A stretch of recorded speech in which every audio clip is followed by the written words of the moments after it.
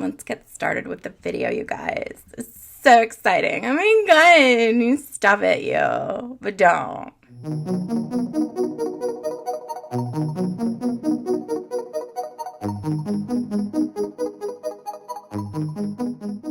Well, hello there, I'm Nusha, also known as Ferocious and Pretty Pens, and welcome to whatever this video is.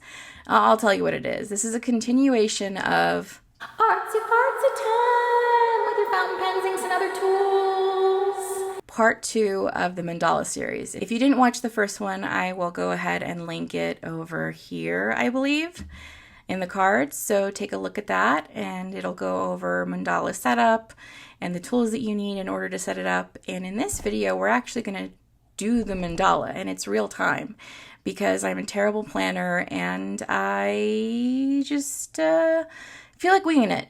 So let's wing it together. If you're interested, keep watching for shenanigans. I don't know if they're good shenanigans, but they're shenanigans. Take it away. Me.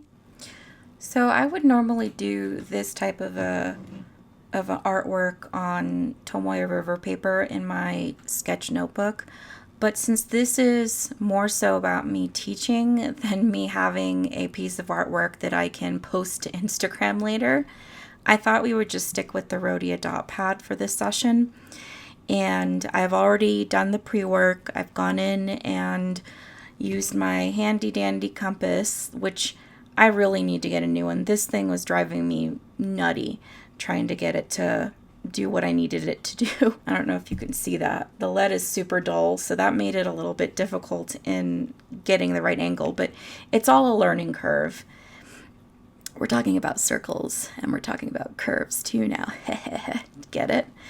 So anyway, I digress. I already went in and did the pre-work. Now we're actually going to do a real-time mandala together. I might fast forward through some of the parts of this and just do voiceover, but I'll stop if there's a teaching moment, if there's something that I really want to point out, and we'll also just chit-chat a little bit about life, because this is our half hour to do artsy-fartsy things today. Now, before I get started, ink colors, or colors in general, if you're choosing to do this with markers or with colored pencils or some other kind of a medium, my recommendation, if you're doing something that is two-toned, is to pick colors that contrast each other. They don't have to be one a warm color and one a cool color. They don't have to be one a super bright color or the other a super dark color, but you want it to be enough to where you can tell that there's two different colors so that you're drawing the eye across the piece of paper to different tidbits and things. And there are some people that do this in all black, and that's totally cool too. But since I am a fountain pen enthusiast and I have so much ink, and the entire purpose of this is for me to use up as much ink as I can in these different activities, I went ahead and picked these two colors and these two different, very different nibs. So this is the Kaweco Sport Hello Kitty in fine, and I have in here Sailor Ink Studio 130, which is a bright, punch you in the eyeballs kind of pink. I don't know if that's coming across on camera or not, but that's what that is. And then the other color is in my Leonardo Momento Zero Blue Hawaii, and that is just Leonardo Turquoise. So it's enough to be able to see between these two, but I warn you, make sure that when you're doing this, you're working in a way that you're not mudding up your colors too much, especially if you're using complementary colors. A complementary set of colors would be, for example, a yellow or an orange and a purple. When you mix those two colors together, you get this like muddy brown color.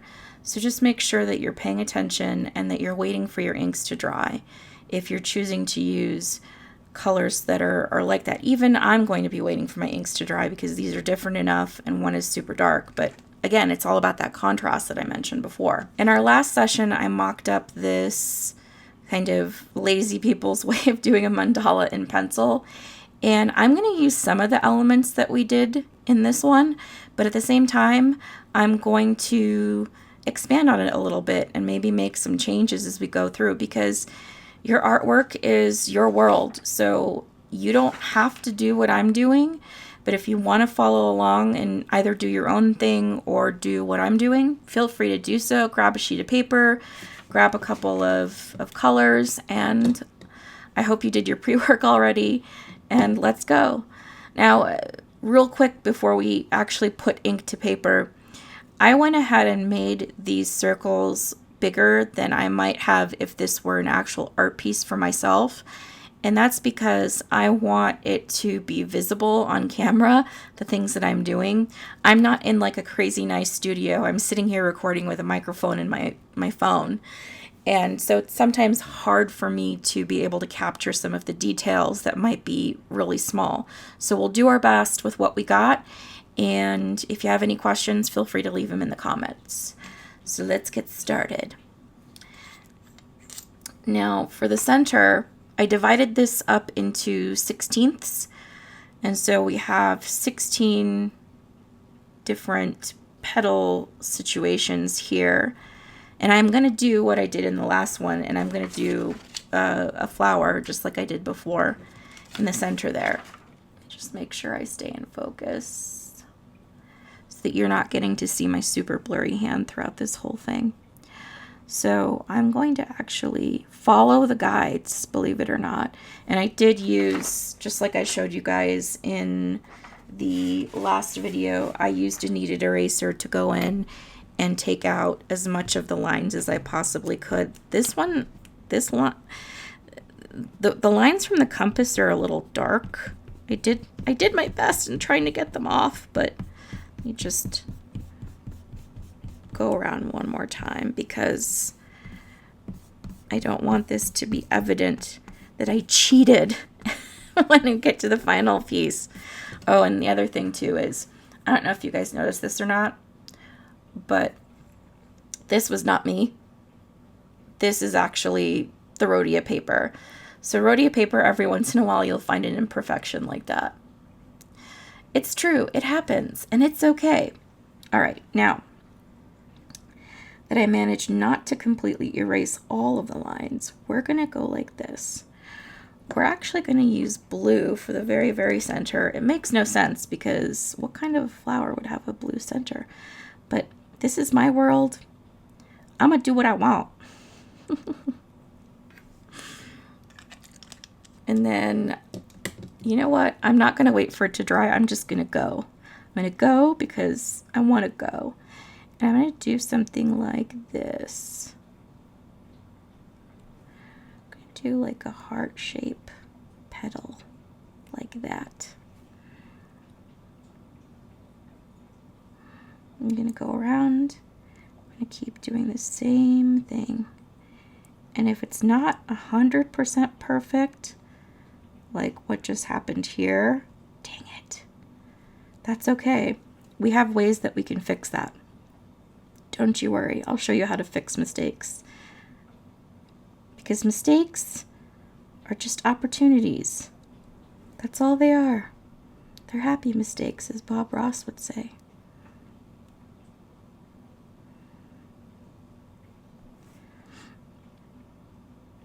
And on this paper, I didn't have as much issue with the ink not being dry and with it bleeding, the blue bleeding into the pink. This is going to look like a gender reveal at the end of the day. Don't worry, I'm not pregnant. I'm not starting rumors. But this, I just need to stop talking. Could be a gender reveal. I don't know. An immaculate conception, gender reveal. Why am I still talking about this? Okay, so now we've done the center and it looks wonky. I'll be honest with you. I really messed it up right here, but that's where you can go in and do something like this to fix it. Now you've created a sort of situation where you can add a little bit of a something something, if you will, just to the tip here of these petals to give it a little bit more character, a little bit more panache. I'll be honest with you guys, I'm a free form artist, so I'm not a big like planner or person that likes to like sketch things out and stuff. I just like to get on the paper and do my thing. So this exercise that I've done with you guys in mandala-ing has been pretty painful for me. And it's not to say that I don't like doing mandalas. I've only ever really done one. This would be the second one I've ever done. But it's also a situation of, you know, planning. I'm not a big planner. That's kind of how I am in my personal life too. I'm like a get up and go person. It drives my friends batty. Like last minute I'll be like, hey, next weekend, do you guys want to go on a road trip to wherever? I've never seen the Grand Canyon before. Again, drives my friends crazy. But along with that craziness comes a lot of airline rewards points that I'm always willing to spend on my friends to get them to go do stuff with me. It's like a little bribe. Yeah, this looks janky, but it's okay. It's okay. If anybody calls your flowers janky, you send them to me and we'll have a talk about how it's not nice to say things about other people's flowers. Keep your eyes on your own garden and stuff.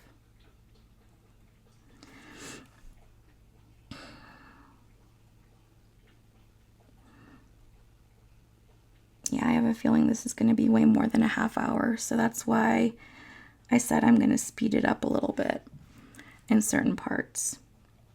Okay, now that we did that, let's add some character and panache to the center there. We'll do 3, 1, 2, 3, 1, 2, 1, 2 dots, 1, 2 dots. It just kind of gives people a trick, if you will, of something else to look at so that they don't notice that this is not perfectly symmetrical and I'm just screwing this up left and right.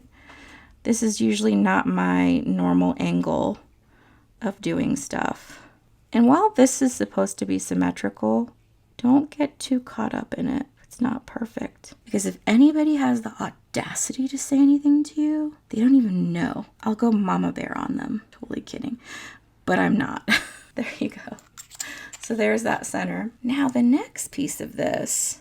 Now this is where things might get a little complicated. So let's plan it out in pencil first because there's only one chance to do this the right way. So I want to do like a swirly situation. So it would look something like, I want this to be the loop.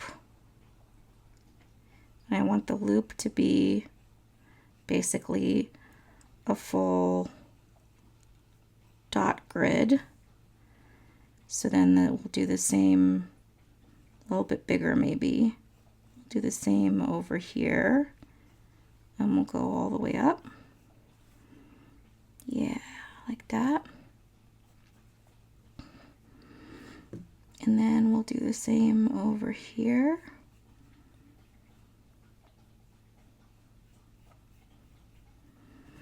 And this is where things start to get a little bit tricky because I didn't plan out my design. I didn't do my homework, okay? I didn't do my homework. And then what we'll do is we'll imagine that this comes like this and connects like that. And then this comes like this and connects like that.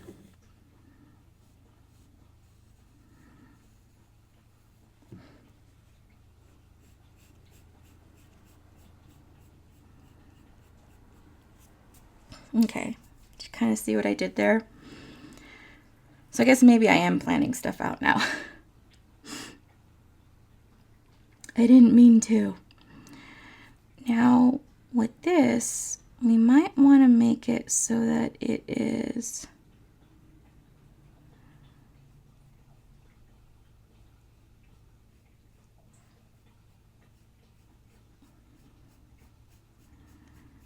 like this. So we have something to color in, something to draw the eyeball, give it a little bit of a thickness. And notice how I'm following the pattern.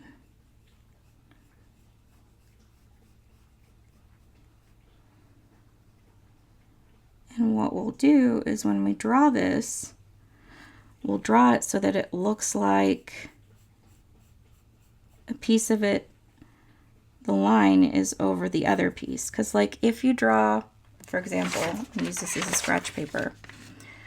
For example, if you do that, great, it is what it is. But if you do something like this,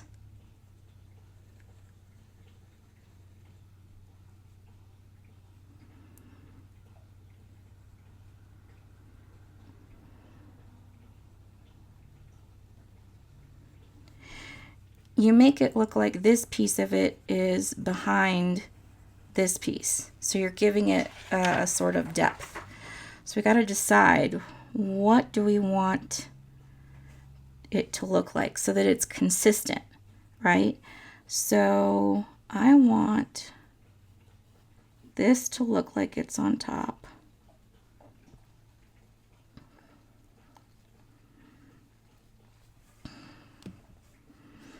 And then this calls for an even smaller eraser if I can find it. Yes.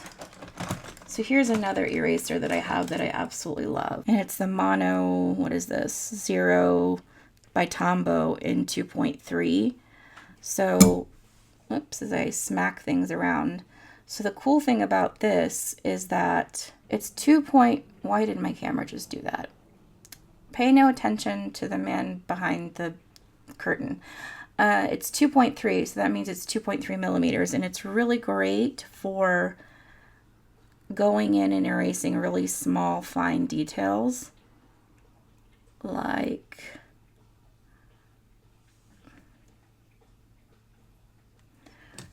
this. So yeah, let me get you guys up close. It's really good for going in and erasing really small, fine details like that.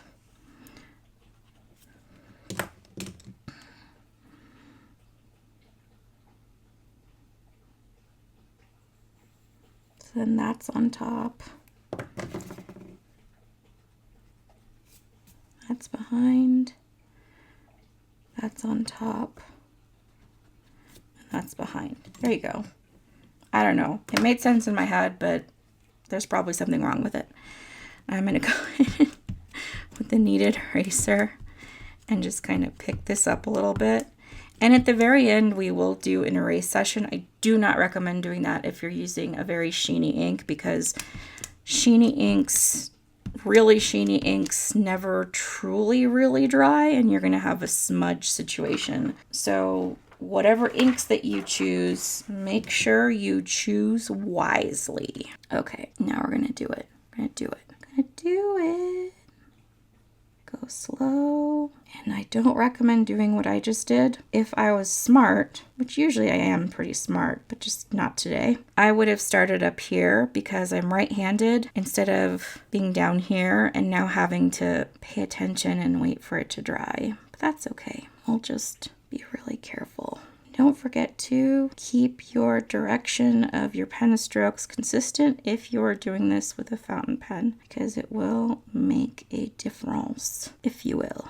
We decided this was going to be on top. Hopefully my on top, on bottom explanation made some sort of sense, because if it didn't, I apologize. I did my best. So, you know, you're going to have some variations. It's not going to be 100% perfect, and that's totally okay. This is more so for enjoyment than it is to be anything else. And because we can, we're going to go in and put a dot in here. Maybe what we'll do is we'll do a triangle here. And we'll color it in. This is probably going to look great or terrible. There's no in between. do that. As you can tell, I am not a mandala expert. I did one once. And doing something one time does not make you an expert. But you guys asked for this, so here we are. Hey!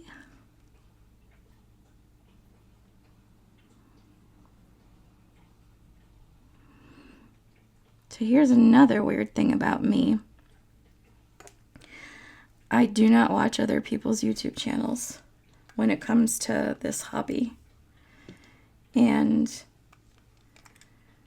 it's not because I don't think that they are amazing or talented or anything like that, or me being snooty. It's just I like to keep my ideas and opinions and stuff consistent to what I believe in. So I try to not really watch other people's stuff so that I can stay true to that. Is that weird? I don't know, sometimes I think that's a little weird.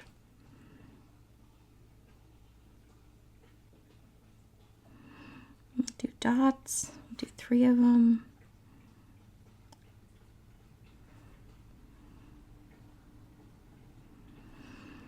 This by no means is like a traditional mandala. At all, at all, at all. Maybe we'll do something like this.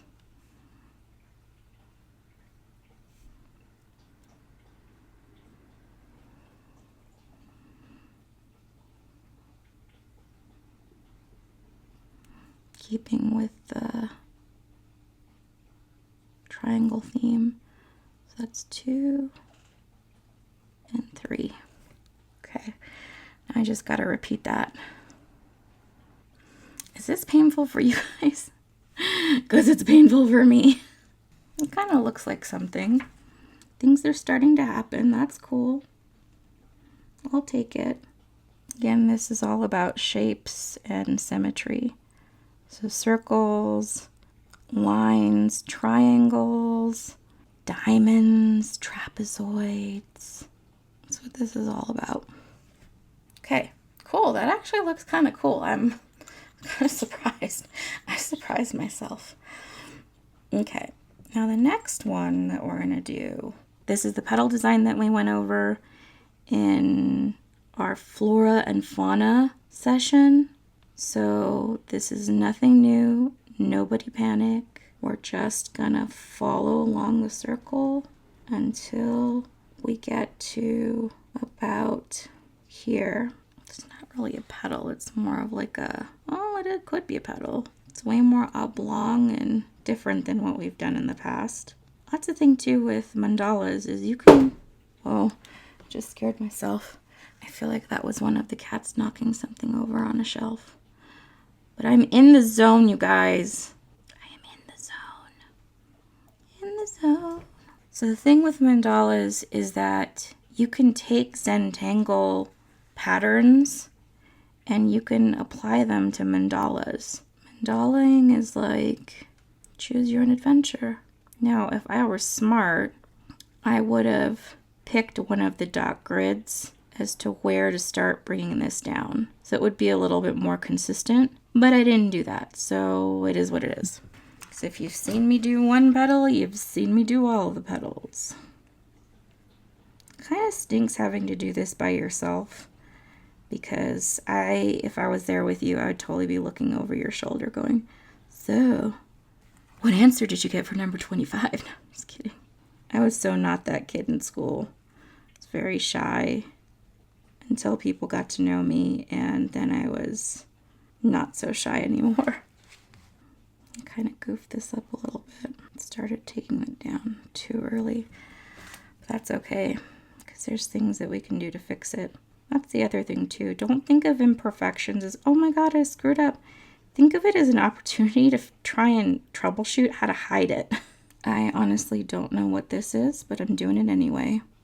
Just to add a little bit of pink and to try to hide some of the not so perfect non-symmetry. And the thing that I need to keep an eye out on is I can only go up to here. So once I get there, game over.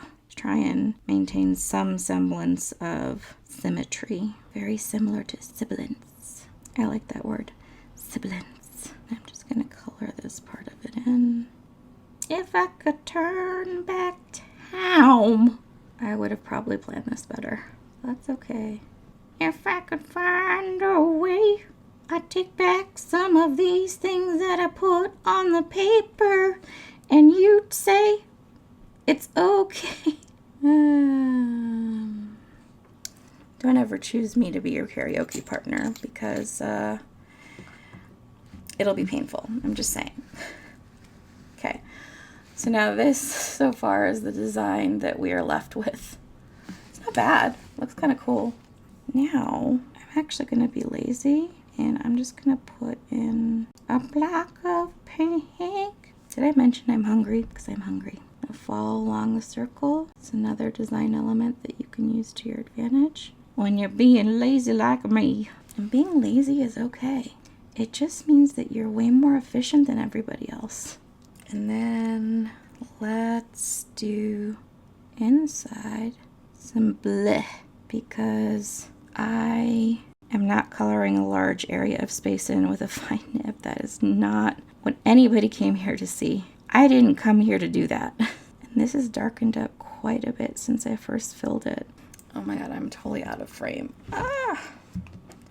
It's the other problem with having a really small space to do some of this stuff in. It's the other problem with having a limited amount of space to get artsy and fartsy with your bad self. That's the thing with me. I do get super anxiety ridden when things are a mess, and having such small amounts of space means that the one thing in my house that will always be clean is my desk, because I use it for art stuff, and I gotta be in the zone to do art stuff. Okay, well, I think we're at time right now, and if I speed this up a bit, we'll still be at time, I think. I'm wondering, I don't know, what do you guys think? I'm thinking of just leaving it here, but I feel like as far as the mandala, that's really small, and I have 1, 2, 3 more rows left to do. But we've been at this for, my time says 42 minutes, so I think we'll just leave it here, and I'll put some resources in the description box of different books or ebooks or websites or things like that that I recommend if you're interested in getting into mandalaing. I'm by no means a mandala expert. I just wanted to show you that anybody can do this. You just have to have the setup right, and you have to let go. You have to let go of this, requirement to be perfect. You're going to screw up, you're going to make mistakes, but at the end of the day, it's about how it looks at the end. I can tell the little imperfections that I made as I went along, but as I'm looking at this, I think this looks pretty gosh darn good. So we'll leave it there, and I'll hand it back to myself in the studio. And there you have mandalaing, because we've made it a verb, an action. And I hope you enjoyed this video. I promise I will be way more prepared in the future artsy fartsy times that we do. It's just this past week I had filmed 2 videos and edited them and put them out in pretty rapid succession, and I also had a minor little surgery situation.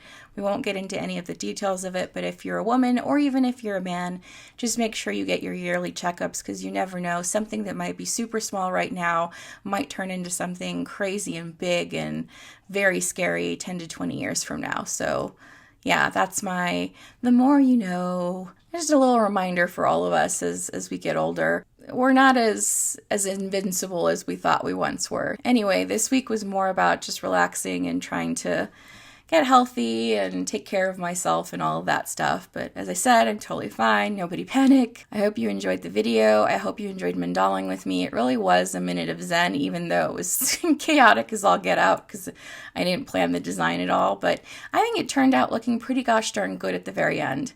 And it just goes to show you, as you're in the middle of the throes of creating a piece, don't get too down on yourself. Just keep going, keep adding things, and at the end of it, you'll step back and take a look with a different eye, and quite frankly, it'll look pretty cool. At least I think it will, because I believe in you, and you can do it. And yeah, I hope this artsy fartsy time was fruitful for you, and you got a chance to hang out with me and chit chat. I hope you're doing well wherever in the world you may be, and don't forget to keep writing and drawing. We'll see you on the next one.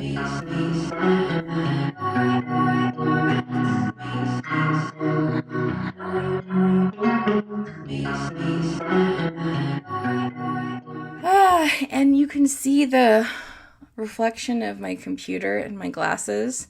These are reading glasses, by the way, because I'm old, and I just need a little bit of help to be able to see things as I'm reading. But it's not that serious. Like, I could go without them, and it's fine. It's just a little bit like this. You know what I'm saying? Yeah, like that.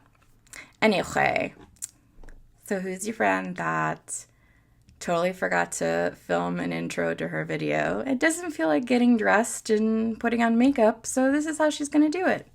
Yeah, hi, hello, that's me. How are you doing? We're like so cool with our headphones on and like, total eclipse of the heart, turn around bright eyes. I have a microphone here too. So this is the real deal. Turn around bright eyes. Every now and then I get a little bit. Okay, I'm gonna stop. I'm gonna die alone and it's fine. It's fine. I'll have cats.